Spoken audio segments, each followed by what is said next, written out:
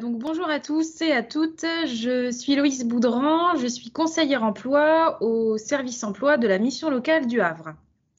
Et donc moi, bonjour à tous, je suis Jennifer Collomb, également conseillère à l'emploi à la mission locale du Havre. Donc on est là aujourd'hui pour vous présenter réussir mon entretien, ça se prépare. Donc n'hésitez pas à intervenir si jamais vous avez des questions au cours du webinaire. Donc voilà, on est vraiment en appui du Pôle emploi par rapport à ce salon de l'alternance et de l'apprentissage. L'objectif de ce webinaire, c'est de vous donner des premières informations pour améliorer votre présentation lors de vos futurs entretiens que vous aurez au fil de l'eau par rapport au déroulement du salon. Alors, pour commencer, à quoi ça sert de préparer son entretien? On vous l'aura sûrement, on vous l'a déjà sûrement dit et on vous le redit encore aujourd'hui. D'autres personnes vous le rediront aussi demain. C'est très très important en fait de se préparer à l'entretien, d'anticiper un maximum d'informations pour montrer en fait au recruteur qui sera en face de vous que vous maîtrisez un minimum d'éléments sur votre présentation et aussi sur le poste pour lequel vous vous êtes positionné en amont. Donc, ça rejoint le fait de faire bonne impression, de renvoyer une image professionnelle et compétente au recruteur. Le recruteur sera forcément rassuré de voir que vous maîtrisez ce que vous allez pouvoir dire et ce que vous connaissez de l'entreprise, du poste et puis de vous-même. Et puis évidemment, qui dit préparation dit meilleure anticipation et meilleure gestion du stress. Donc, les étapes indispensables pour réussir son entretien et sa préparation, ça va être surtout de relire son CV, sa lettre de motivation, vérifier qu'il n'y a pas de faute, que tout correspond bien, et puis également relire l'offre d'emploi à laquelle vous postulez. Effectivement, l'offre d'emploi va contenir toutes les informations qui vont vous être nécessaires, notamment les missions qui vous seront confiées, ce qui vous permettra de bien appréhender le poste sur lequel vous vous positionnez. Donc, c'est très important de bien faire cette relecture. Alors, les étapes indispensables pour démarrer la préparation à votre entretien. Déjà, il s'agit de savoir où vous postulez. Donc là, en fonction des offres à laquelle ou auxquelles vous allez postuler, s'il y a des renseignements sur l'entreprise, n'hésitez pas à aller consulter le maximum d'informations sur Internet, sur les réseaux sociaux, sur LinkedIn principalement. En termes de réseau social pour la recherche d'emploi et la recherche d'alternance, afin vraiment d'avoir un maximum d'éléments. Il faut vraiment aller au-delà de se dire dans votre société, il y a tant de salariés, vous avez créé votre entreprise depuis telle date, mais plutôt des informations liées à l'activité actuelle de l'entreprise, s'il y a des projets qui ont été communiqués encore une fois sur les réseaux sociaux, sur le site de l'entreprise ou bien dans la rubrique actualité de Google en lien avec l'entreprise. Il peut y avoir des informations aussi sur Instagram si l'entreprise a sa page. Des fois, il y a des services communication vraiment très poussés dans leur manière de communiquer qui vont pouvoir créer des réels, ce genre de choses sur, par exemple, la construction d'un bâtiment, l'arrivée d'une nouvelle machine.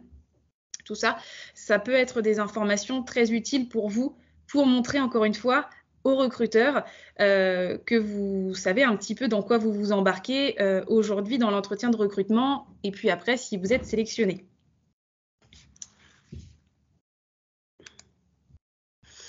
Donc là, on va aborder les différentes questions qui peuvent vous être posées lors d'un entretien. C'est des questions qui reviennent finalement assez régulièrement, donc ce qui vous permet de les préparer en amont. Donc on va revoir chacune d'entre elles, mais vraiment l'idée c'est de préparer sa réponse et pas en fait le jour de l'entretien dire la première chose qui vous passe par l'esprit, c'est vraiment de structurer votre réponse. Donc, dans le genre de questions qui peuvent vous être posées, ça peut être pourquoi désirez-vous travailler dans notre entreprise? Là, je rebondis sur ce que Loïse vient de nous dire. Eh bien, justement, cette recherche que vous aurez fait en amont sur Internet, sur les réseaux sociaux, sur l'entreprise, va vous permettre justement de répondre à cette question. Ça peut être pour une question de culture d'entreprise ou une question d'activité. Et vraiment, cette recherche va vous permettre de répondre à cette question. Il n'y a pas forcément de bonne réponse. L'idée, c'est vraiment de vous approprier en fonction de qui vous êtes, votre profil et l'activité de l'entreprise, d'adapter votre réponse. Ensuite, en quoi consiste le métier 2? Une fois de plus, je reviens sur le fait de relire l'annonce. Donc, dans l'annonce, il va y avoir les missions en fait qui vont vous être confiées sur ce poste. Donc, ça va vous dessiner un petit peu en quoi consiste le métier. Au-delà de ça, il ne faut pas hésiter également d'aller sur Internet, consulter par exemple les fiches métiers pour voir en quoi consiste un poste, voir des vidéos, un petit peu comment ça se passe, si les images, les vidéos vous sont plus parlantes. L'idée, c'est vraiment de comprendre en quoi consiste le métier de façon à le retranscrire correctement lors d'un entretien. Donc ça, effectivement, c'est un travail qui se fait en amont, un travail de recherche. Ensuite, quelles sont vos principales qualités ? Eh bien, l'idée, c'est déjà d'identifier vos qualités, mais surtout de voir quelles sont les qualités nécessaires sur le poste sur lequel vous souhaitez postuler. Dans le sens où on va se dire, on va faire une petite recherche, voilà, sur le métier. Je peux donner un exemple, le métier de serveuse, il faut être organisé, dynamique. Et bien, dans ce cas, se dire, si ce sont des traits de ma personnalité, je vais les mettre en avant puisque c'est sur le poste sur lequel je postule. Donc vraiment, l'idée, c'est de faire, comment dire, une bonne impression, de rassurer le recruteur. Voilà, c'est ça, en accordant vos qualités et vraiment en lien avec le métier. Ensuite, quels sont vos axes d'amélioration? C'est une question qui peut également vous être posée. Donc, ça peut être un petit peu délicat. Il faut vraiment réussir à les identifier dans le sens où on le sait, personne n'est parfait. Donc, si vous dites j'ai pas de défaut, on va se dire c'est un peu bizarre. L'idée, c'est de vraiment les identifier et quelque part de rassurer le recruteur en disant voilà, je sais que ce sont des axes d'amélioration, je vais justement y travailler et au moins voilà, elles sont identifiées, elles sont annoncées. Ensuite, pour quelles raisons votre candidature serait-elle retenue? Eh bien là, c'est pareil, il n'y a pas de bonne ou mauvaise réponse. L'idée, en fait, c'est de vraiment se mettre en valeur à ce moment-là.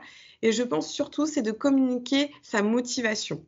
Le fait de dire je suis motivée ne suffit pas pour le faire ressentir au recruteur. C'est vraiment de montrer la motivation en expliquant pourquoi vous êtes motivé par ce poste. Ça peut être expliquer quel est votre projet sur le long terme, puisque là on est sur le salon de l'alternance et de l'apprentissage, donc c'est dans le but d'obtenir une qualification, donc expliquer votre projet à long terme. Ça peut être aussi une question de, comme on disait, pourquoi cette entreprise. Voilà, rebondir sur les différentes peut-être thématiques qui ont été abordées précédemment pour montrer pourquoi on doit retenir votre candidature. Et là, vraiment, j'insiste, il n'y a pas de bonne ou mauvaise réponse. L'idée, c'est vraiment de s'approprier l'échange avec le recruteur et surtout de se valoriser à ce moment-là.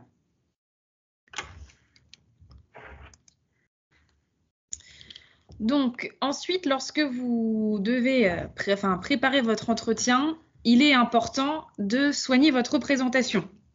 Donc, il faut se dire quand même que dans tout process de recrutement, dès l'instant où le recruteur vous voit, il va se faire une représentation de vous. Et la première chose qu'il va regarder, c'est comment vous vous asseyez, comment vous vous tenez, comment vous êtes aussi habillé. Donc, en fonction, encore une fois, des postes à pourvoir, il y a des tenues plus ou moins adaptées. Effectivement, si on est sur des postes, par exemple de cuisinier, ça ne sert pas forcément à grand-chose d'arriver avec sa veste et son tailleur. Enfin, voilà, il faut aussi avoir une tenue adaptée dans laquelle aussi vous êtes à l'aise. En général, la tenue passe partout. Ça reste d'avoir soit une chemise, mais encore une fois, il faut faire attention à certains signaux de stress que vous n'allez pas forcément pouvoir maîtriser au moment de l'entretien. Faut savoir que quand on est en état de stress, parfois on peut, faut dire ce qui est, transpirer beaucoup. Donc bon, il faut faire, si vous choisissez une chemise, peut-être plutôt la couleur noire que la couleur bleu clair ou la couleur blanche. Enfin, voilà, il faut vraiment, encore une fois, avoir la tenue adaptée. Un t-shirt classique peut aussi très bien passer, d'accord. Pas forcément de t-shirt avec des gros écriteaux dessus ou des gros dessins qui vont pas forcément mettre en avant le professionnalisme que vous allez vouloir essayer de montrer. Au niveau du pantalon, évitez les jeans troués. Même si c'est ce qu'on met beaucoup aujourd'hui, c'est pas forcément ce qui est très bien vu dans un entretien. Plus tard, quand vous serez en poste, peut-être que vous pourrez vous le permettre, mais jamais dans un entretien de recrutement. Évidemment, tout ce qui est claquettes, chaussettes, jogging sont à bannir naturellement. Et qui dit présentation physique, dit aussi présentation verbale, comment vous allez pouvoir parler, votre débit de parole, le sourire. Alors, il ne s'agit pas d'avoir le sourire vraiment du début jusqu'à la fin de l'entretien, mais en tout cas de montrer un certain dynamisme. Si vous dites que vous êtes dynamique, mais que vous l'annoncez sous un ton assez monotone, sans forcément de sourire ou d'entrain, bon, le recruteur va avoir un petit peu de mal à vous croire. Donc, la présentation, si on peut récapituler cette slide, c'est vraiment la tenue vestimentaire et aussi la manière dont vous allez faire passer vos messages à travers la parole, le sourire, l'entrain. Voilà.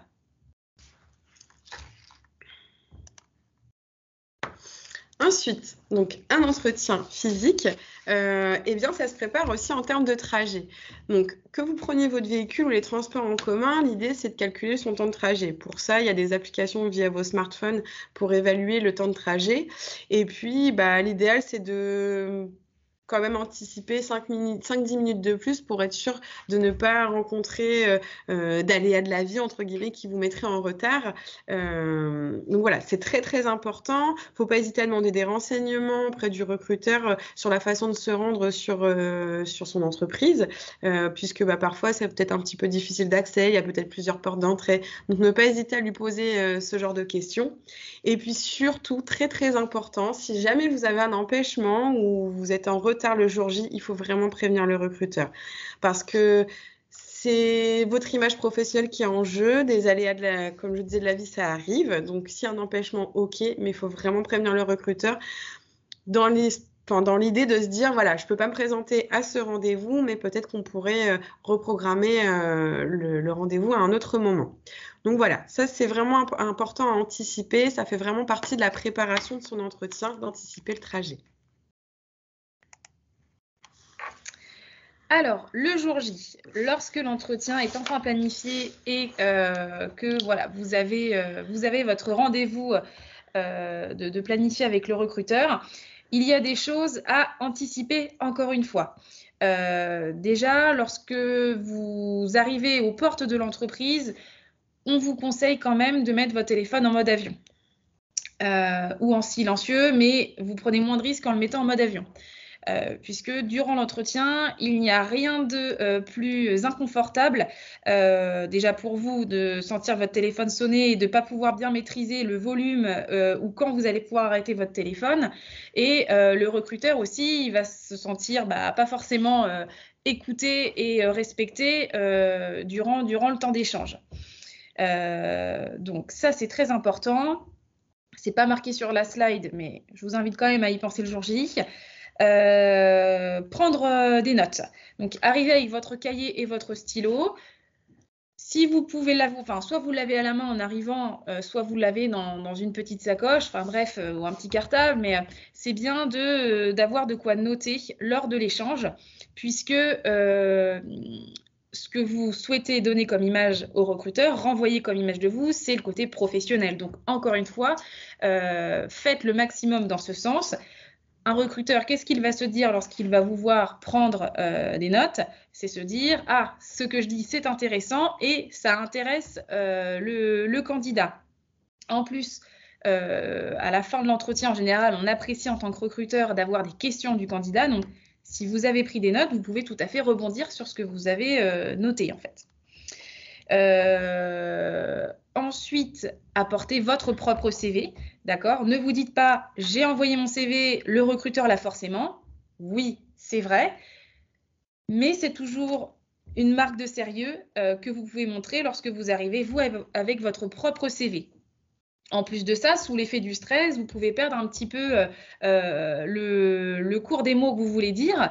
Et donc, si vous avez votre CV sous les yeux, ça vous permet aussi de vous repositionner, de reformuler des choses et de gagner en assurance dans votre échange. Voilà, je fais une belle transition avec la phrase qui vient après.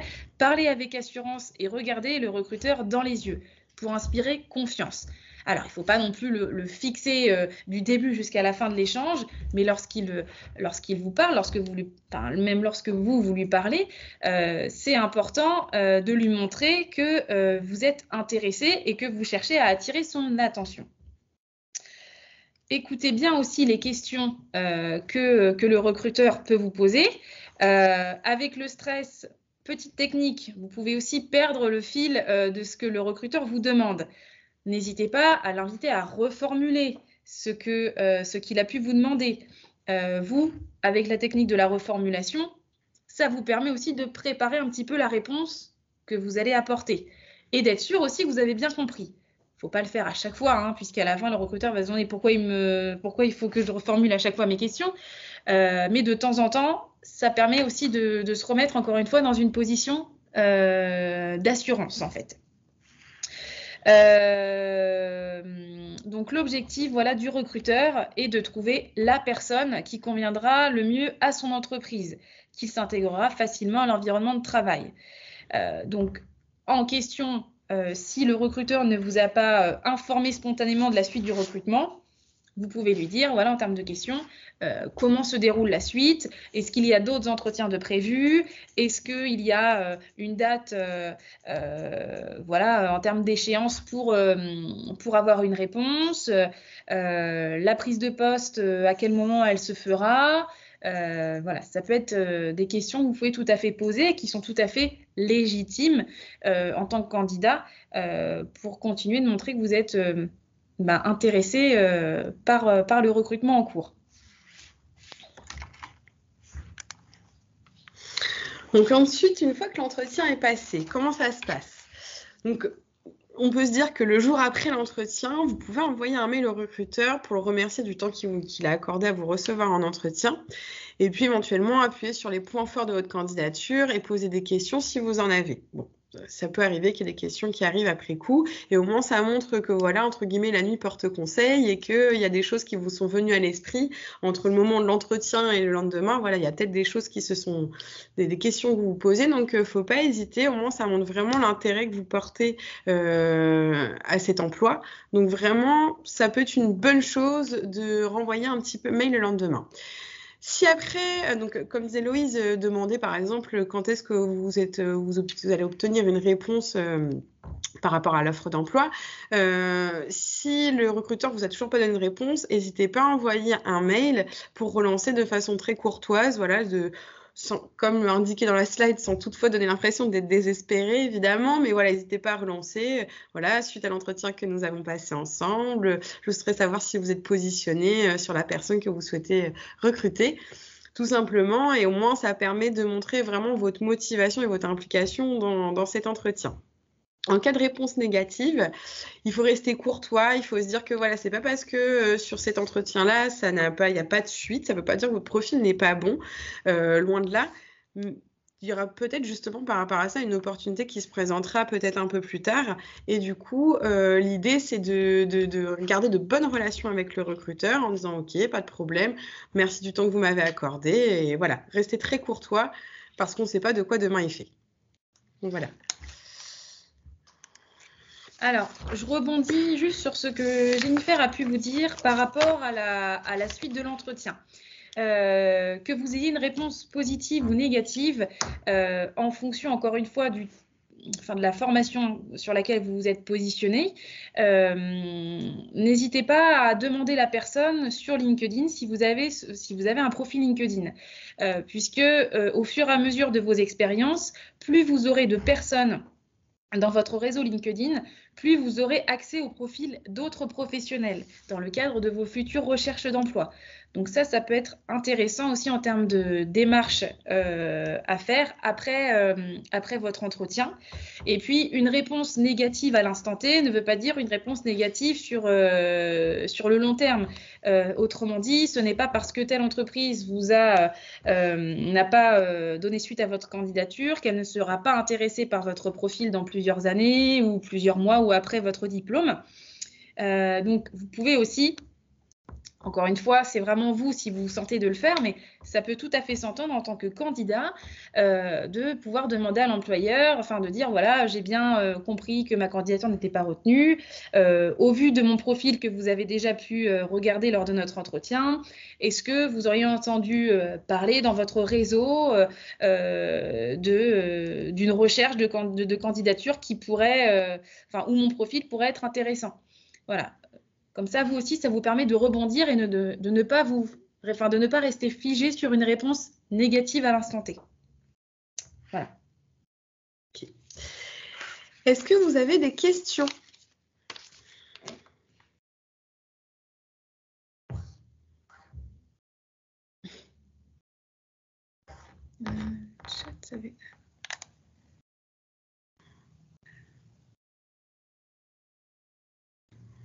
Bon. Alors oui, j'ai une petite question.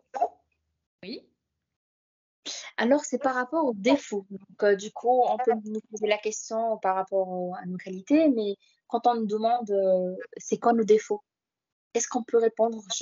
Je trouve ça un peu bizarre, donc je sais pas quoi dire la plupart du temps. Alors, par rapport à vos défauts, il faut bien garder à l'esprit que ce sont des défauts dans un domaine professionnel, hein, qu'on soit bien d'accord sur le sujet. Je pense que peut-être à travers des stages ou peut-être dans votre façon, vous avez peut-être identifié des axes d'amélioration.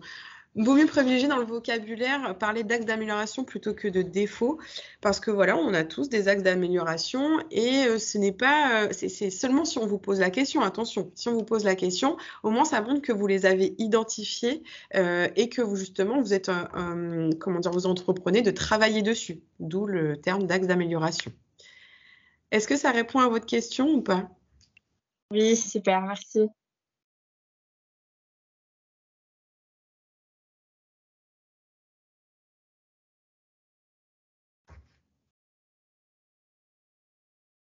Est-ce qu'il y a d'autres questions où tout a été clair peut-être des choses à ajouter aussi, hein. On n'a pas non plus la science infuse de la préparation à l'entretien, hein. Vous pouvez aussi, vous, avoir des choses de par du vécu que vous auriez eu. C'est aussi un partage d'informations. Après, vraiment, il faut garder à l'esprit que de préparer son entretien, c'est vraiment quelque chose d'essentiel. On reçoit des jeunes parfois qui nous disent « Bah non, je vois comment ça se passe le jour J ». Non, c'est pas comme ça que ça se passe. Il faut vraiment le travailler en amont et c'est vraiment, comme le disait Loïs tout à l'heure, c'est une façon aussi de contrer sa nervosité, son stress. C'est toujours une situation stressante pour toute personne de passer un entretien et le fait justement de le préparer, ça peut avoir un côté rassurant pour vous. Attention, on ne parle pas de faire du par cœur ou autre, mais c'est vraiment d'avoir en tête les réponses en fait que vous pourriez apporter aux différentes questions qu'on a citées ou justement préparer différentes situations comme on parlait tout à l'heure du temps de trajet. Donc, il y a vraiment un vrai enjeu dans le fait de préparer son entretien. C'est vraiment ce qu'on a essayé de vous expliquer, en tout cas aujourd'hui à travers ce webinaire. Il y a toutes sortes de préparations et comme disait Loïse, il y a peut-être d'autres aspects qui peuvent être abordés. Maintenant, c'est les petites clés, entre guillemets, qui sont importantes à avoir en tête.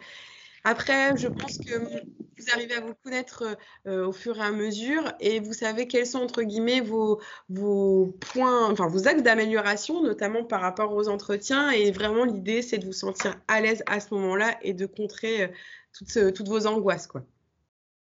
J'ai une petite question. Oui. Oui, parce qu'en fait, moi, je voudrais faire une reconversion professionnelle et du coup, j'ai postulé à un poste d'assistante commerciale en immobilier, mais moi, je suis serveuse à la base.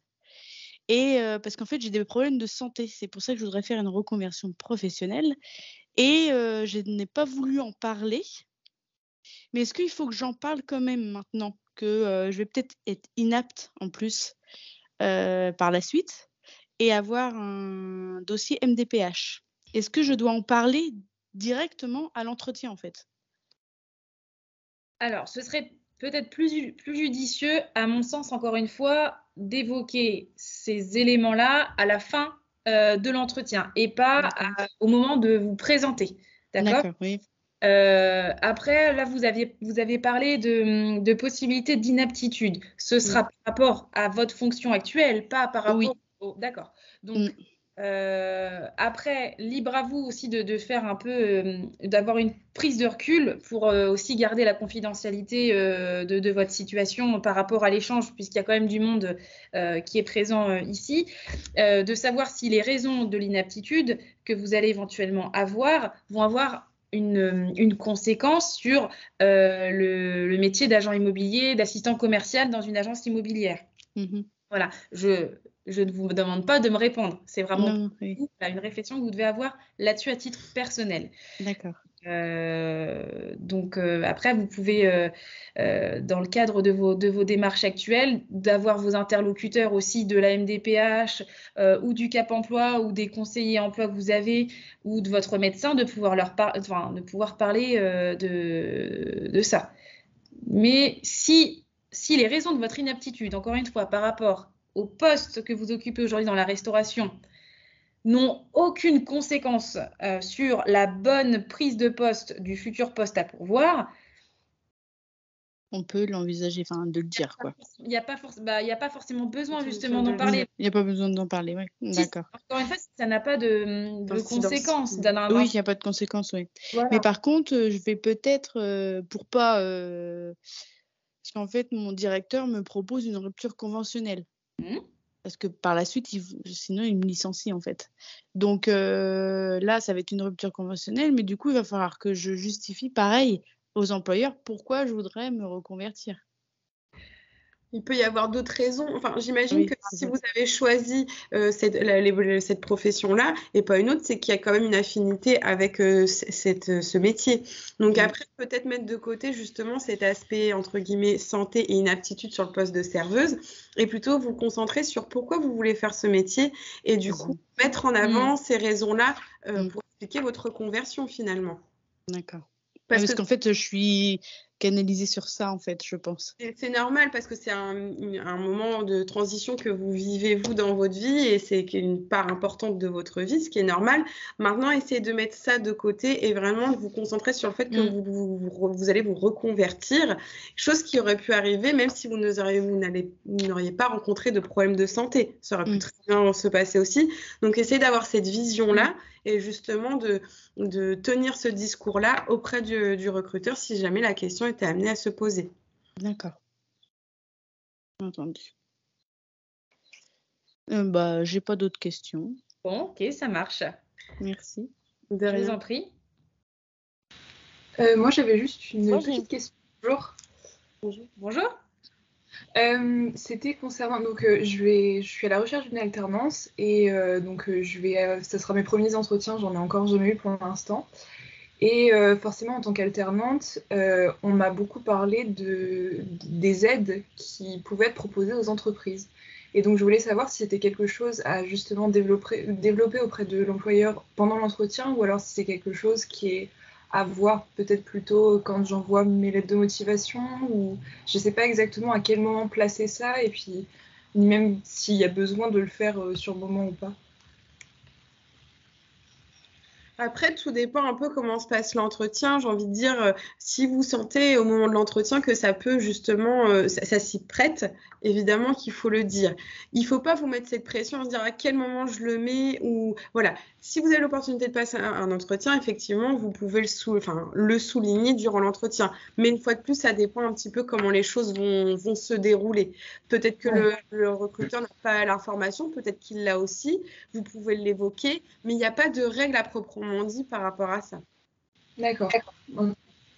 Après, vous pouvez le mettre dans votre lettre de motivation si vous le souhaitez, mais plutôt au moment du 3e paragraphe où vous finalisez la lettre de motivation. Veuillez recevoir, madame, monsieur, de le caler juste un petit peu avant.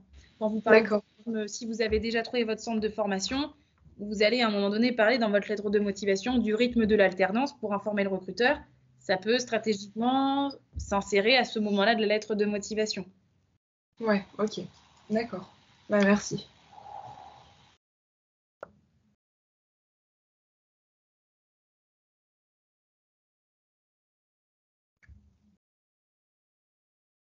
Après, ça, c'est plus une question que je vous pose en termes de renseignements sur l'entreprise.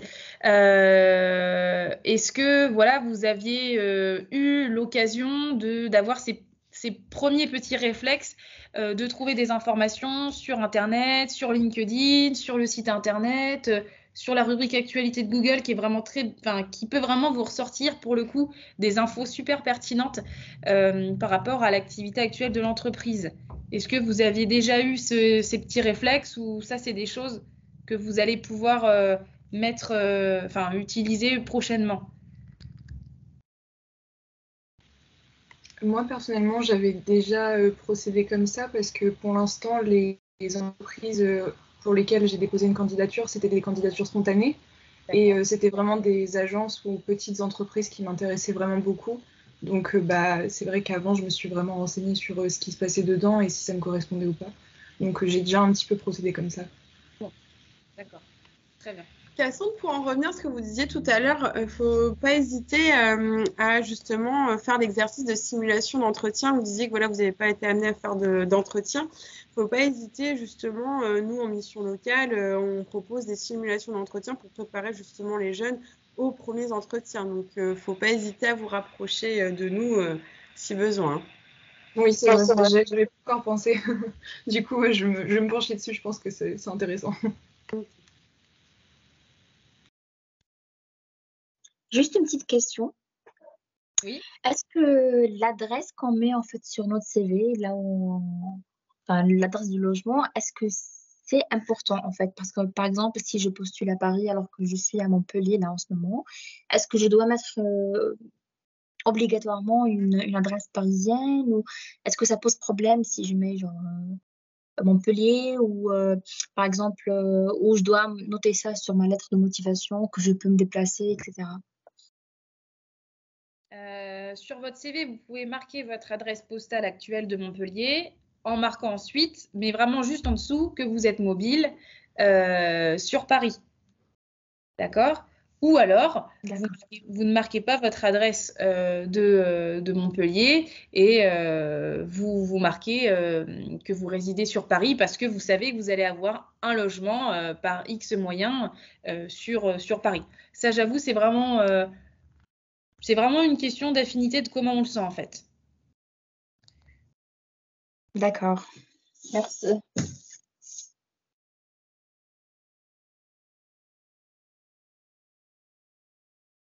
Pas d'autres questions? On peut du coup vous reparler un petit peu de la suite du salon ou est-ce que c'est vous, Marie, qui l'abordez Allez-y, je vous en prie. Bon, ok, je te laisse, Jenny. Donc du coup, par rapport au salon, comme vous savez, donc il démarre le 28 mars. Donc à partir du 28 mars, vous pourrez vous inscrire directement afin de vous positionner sur les offres en alternance et apprentissage qui seront proposées sur le salon. Donc l'idée, c'est qu'en fait, vous effectuez vos entretiens de recrutement avec les entreprises directement via le salon. Donc ça, ce sera jusqu'au 9 avril. Donc, il faut savoir que vous avez la possibilité, comme je le disais tout à l'heure, participer à des ateliers, notamment des ateliers où vous vérifiez si le CV, tout est OK, lettre de motivation, etc. en mission locale. Et vous avez la possibilité également, Loïse va vous expliquer, je te laisse reprendre la main par rapport au parrainage. Oui. Alors, du coup, une fois que vous êtes positionné sur une ou plusieurs offres disponibles sur le site du salon,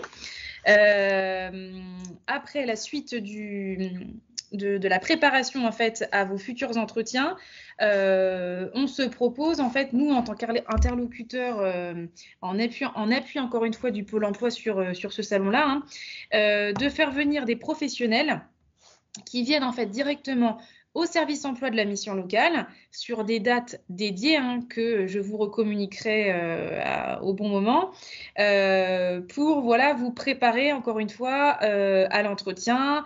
Ce sont des professionnels qui peuvent venir de tout type de secteur d'activité. Là, j'ai déjà prospecté une personne qui travaille dans un cabinet de recrutement, agence de travail temporaire, donc qui maîtrise très bien les premières informations que l'on se doit de donner dans un entretien. Il y a une personne qui travaille dans un centre de formation, qui était chargé de recrutement aussi avant. Donc, en termes de conseils, on est vraiment dans l'opérationnel, clairement, pour vous donner tous les éléments afin que vous soyez préparés au mieux. Il y a également une autre personne qui a récemment été diplômée et qui était avant dans le cadre d'une recherche d'alternance.